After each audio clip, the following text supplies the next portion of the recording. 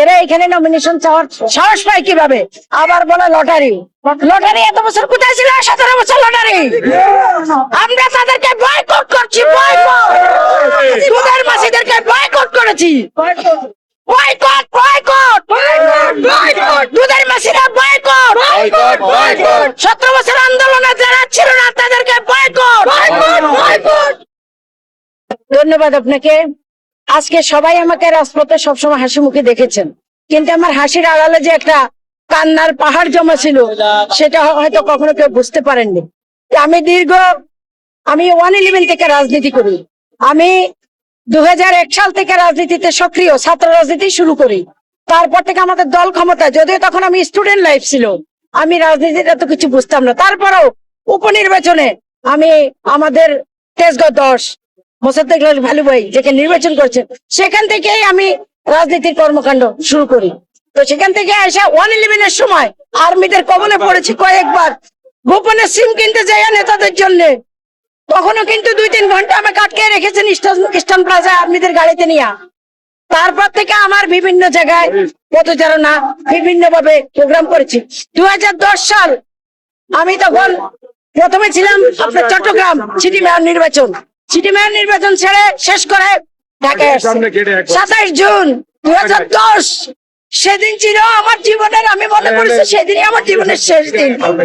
আমাকে যেভাবে আব্বাস ভাইয়ের বাসায় রেপ পুলিশ মেরে রাইফেল দিয়ে গুঁতে আমার কোমরের 11টা ডিস্ক ফেটে গিয়েছিল, আমি অজ্ঞান হয়ে পড়েছিলাম। আপনারা রাজনীতির অভিজ্ঞতা বলতে চাচ্ছেন, সেই কথা আমি জীবনে বলবো না। আব্বাস ভাই, ফিয়াজ সোহেল ভাই কখনো দেখা হলে জিজ্ঞাসা করেন, তারা আমাকে ধরে নিয়েছে, বরাবর নিয়ে গেছিল। পরবর্তীতে কোথায় নিয়ে গেছে আমি আর বলতে পারবো না। এরপরে শুনেছি বেনা প্যাসিফিক হসপিটাল নিয়ে গেছে, আমি অজ্ঞান হয়ে গেছি। 56 মেডিকেলে পিজিতে আমাকে থাকতেই দেয়নি। আমি এত কষ্ট করেছি, নিচে ফ্লোরে পালায় রাখছে, অথচ কাটতে পারতাম না। এরপরে এখান থেকে আমাকে আব্বাস ভাইয়ের বউ বারাকা হসপিটালে নিয়ে এসেছেন। যাই হোক, লম্বা হিস্ট্রি। পরে ইসলামী হসপিটালে ছিলাম। তারপরে দেশনেত্রী বেগম খালেদা জিয়া শাহাবুদ্দিন মেডিকেল কলেজে আমাকে তিনি দেখতে আসছিলেন। এরপরে তিনি যখন শুনছে যে আমার সুস্থ হচ্ছে না, তিনি আমাকে দেশের বাইরে পাঠিয়ে দিয়েছিলেন, সিঙ্গাপুর এবং থাইল্যান্ড। এই 2 জায়গায় চিকিৎসা করে তারপরেও চিকিৎসকরা আমাকে বলে দিচ্ছে যে আপনি সহজে হাঁটতে পারবেন না, আপনি হাঁটতে পারবেন না, লাঠি নিয়ে আপনাকে হাঁটতে হবে, কখনো রিস্ক দিবেন না। সেই লাঠি ভর করে করে এই 12 বছর আমি লাঠি বার করে করে হেঁটেছি, কখনো পুলিশের আক্রমণকে ভয় পাইনি। 28 অক্টোবর এখান থেকে পড়েছিলাম, এখানে টিএসএল গ্যাস খেয়ে হাজার হাজার মানুষ বাইরের উপরে গুলি চালাচ্ছে, টিএসএল মারছে। সেখান থেকে পরে কে জানি আমার একটা গোলের ভিতরে নিয়ে ফেলাইছিল, মুখ দিয়ে বেঁধে রাখছিলাম গ্যাসের যন্ত্রণায়। তারপরে ওখান থেকে গেলাম। এরপরে প্রেস ক্লাবের সামনে বহু ফুটেজ আছে, সেগুলো সব দাখিল করেছি প্রোফাইলে। তারপর 2018 সাল 8 ফেব্রুয়ারি সেখানে আমি যেভাবে মায়ের খেয়েছিলাম, আমার লাঠিটা হাত থেকে কেড়ে নিয়ে গেছিল এই প্রশাসন, প্রশাসন তারা আমাকে এত নির্যাতন করেছেন। সেই জেলার সাহেব বলছে একটা নারীকে এইভাবে মারে মানুষ, একটা এইভাবে মারে, কষ্টের কথা আর কি বলবো। আজকে যখন আমরা অনেক নেত্রীকে দেখতেছি, হাজার হাজার মনে হয় যে তারা নমিনেশন কিনেছেন, তারা শোডাউন দিচ্ছেন, তারা ফর্ম কিনছেন, তারা এমপি হয়ে যাবেন। সেদিন আমাদের সাথে কয়জন নেত্রী ছিল? এখন তো হাজার হাজার দেখছি।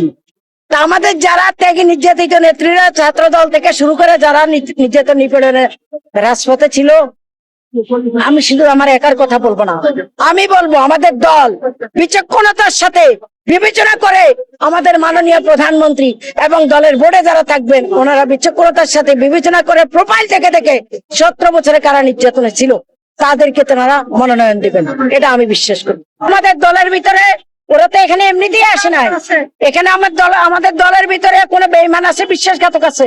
আমাদের দলের ভিতরে কোনো বেঈমান বিশ্বাসঘাতক না থাকলে এরা এখানে নমিনেশন চাওয়ার সাহস পায় কিভাবে?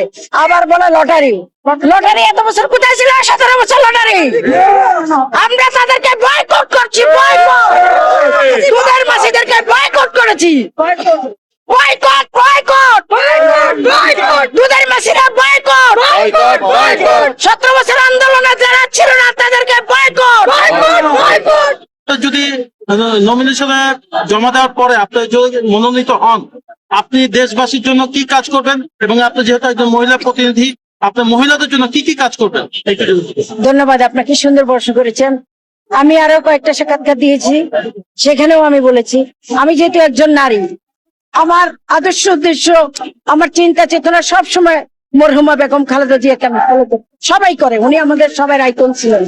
সেখানে তিনি একজন নারী, তিনি সব সময় অসহায় থেকে শুরু করে সবার পাশে ছিলেন। আমি কিন্তু ওনাকে ফলো করতাম, আমি আমারটা বলছি, সবাই ফলো করতেন।